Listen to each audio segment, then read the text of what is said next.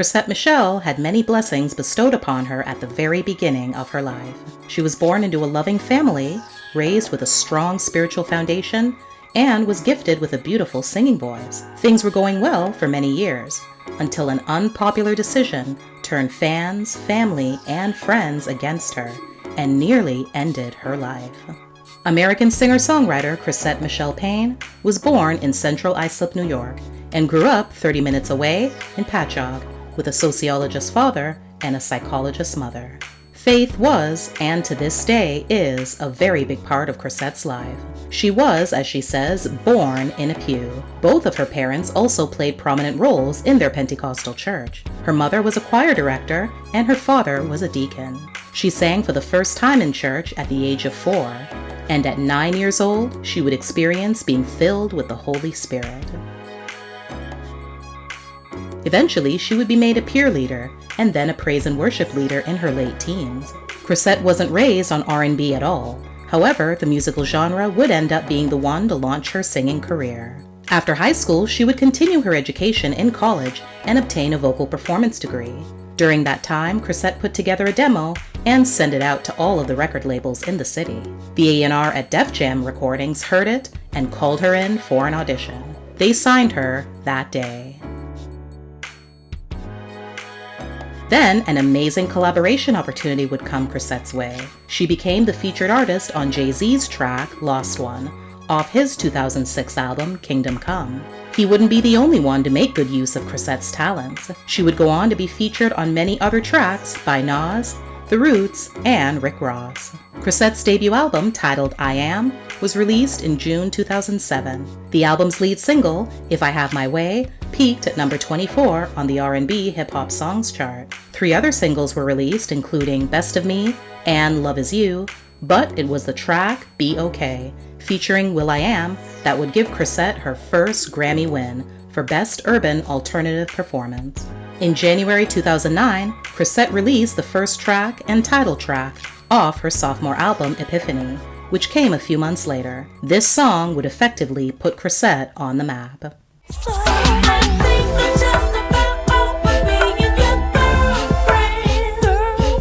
It was her first song to make it on the Billboard Hot 100. The album overall did incredibly well, debuting at number 1 on the albums chart.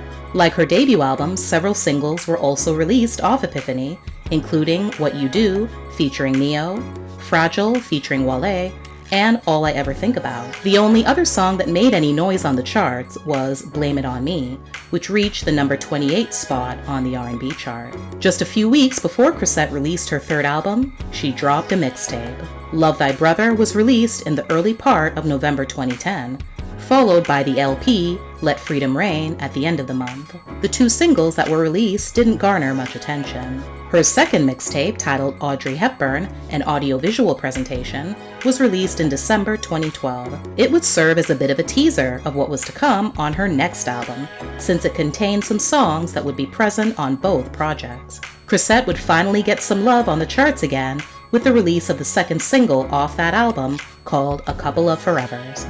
That album, titled Better, dropped that June and would go on to receive a Best R&B Album nomination at the 2014 Grammy Awards.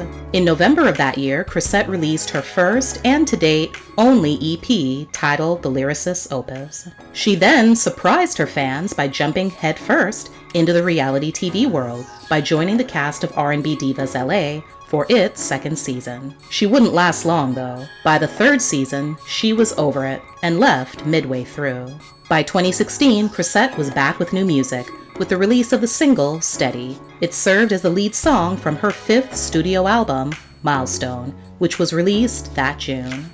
That same year, she also married. Chrisette and her manager, Doug Ellison, met in college and initially became friends and then business partners.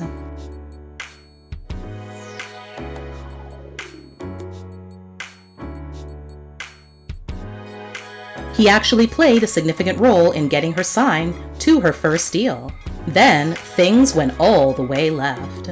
Chrisette sued Doug in 2007, alleging that his production company had embezzled money from her Def Jam contract. She later dropped the suit, but the damage had already been done. Doug turned around and sued her the following year for $20 million, claiming she damaged his reputation and that Chrisette's mother tried to suddenly end her daughter's contract with his company. They battled it out in court for 7 years. After it was all over, Chrisette took a break from everything and took refuge in her mother's basement. She admitted to herself that she didn't like the way she felt. She felt broken and like something was missing from her life. After an interesting conversation she had with Kirk Franklin, who reasoned that finding a husband was the solution to all her problems, Chrisette admitted to herself that she did still love Doug and decided to reach out to him. He responded that he never stopped loving her. 2 days later, they met face to face in New York City, and 7 days after that, they were engaged. In January 2017, media outlets reported that Chrisette would perform at the inauguration of the 45th President of the United States, Donald Trump. She was initially supposed to perform on the 19th at the Make America Great Again welcome celebration held the day prior to the inauguration, but instead played at one of the inaugural balls the following day. Saying that the performance wasn't well received is a gross understatement. Many people were highly disappointed and offended with her decision to perform and let her have it on social media. I was rooting for you! We were all rooting for you! How dare you! Another kick in the face? Trump didn't even personally acknowledge her at the event. She responded via an open letter on Twitter, as well as her blog, defending her decision and stating that she had intended her performance to serve as a bridge between Trump supporters and opponents. Still, people on social media weren't buying it, if they were even able to read it at all. The combination of the background and font colors gave some who tried to read it a headache. Others believe that the decision was strictly motivated by money, with quotes as high as $750,000. Chrisette admits that it was a paying gig, but not for as much as people think. In response to her performing, many celebrities voiced their disappointment, including Spike Lee, who removed Chrisette's song, Black Girl Magic, from his upcoming Netflix series, She's Gotta Have It. Within that first week after the scandal, Chrisette made a number of appearances on various media outlets to tell her side of the story. She believed that people would understand the positive message she was trying to convey, choosing to take the stage with gospel singer Travis Green and donning a skirt featuring the artwork of Haitian-American artist Jean-Michel Basquiat. Just days after the uproar, she released No Political Genius, a poetic spoken word response to the backlash and a breakdown of her feelings on how the country can move forward. Chrisette wasn't heard from again until nearly a year later. She made the rounds doing numerous interviews, discussing everything that had transpired that year, from whether or not she regrets her decision to perform at Trump's inauguration, to how it affected her mental health, and also having a miscarriage, which she believes was caused by all the stress. She revealed that she didn't even vote for Trump, and her own manager advised her not to do the gig. But after taking notice of how bad and scared people felt over his win, her intent, she reiterated, was to provide healing and upliftment. She summed up her current feelings on the decision during a November 2017 visit to New York's Power 105.1 morning show, The Breakfast Club, by saying, "I regret everything that happened. I think that was a bad choice." She even disclosed that her record label abruptly dropped her after the scandal.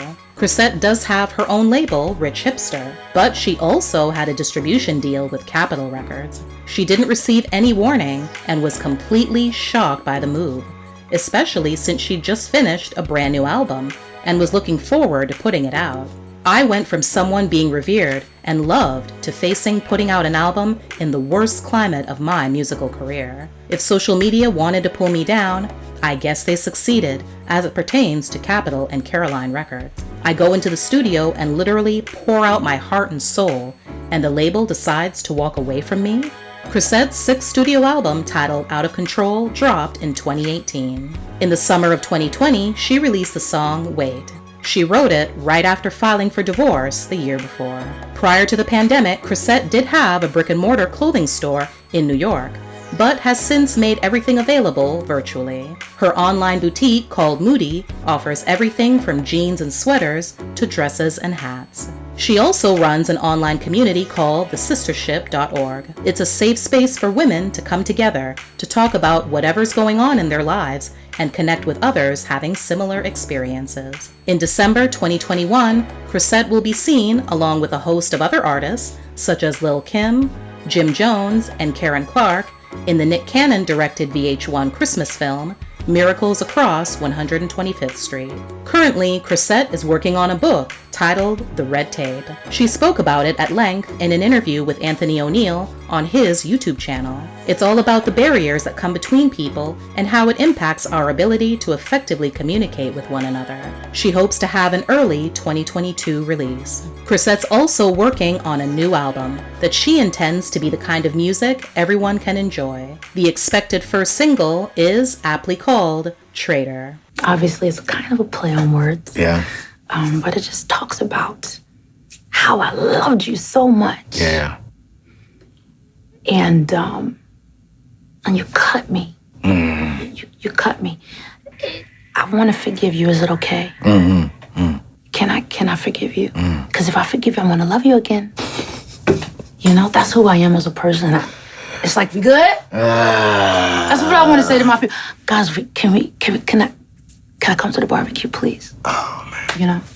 Whether or not Chrisette will ever be able to come back to the barbecue again remains to be seen. Thanks for watching. Please like, share, and comment. Also, don't forget to subscribe and turn on your notifications so you won't miss any future videos. See you next time.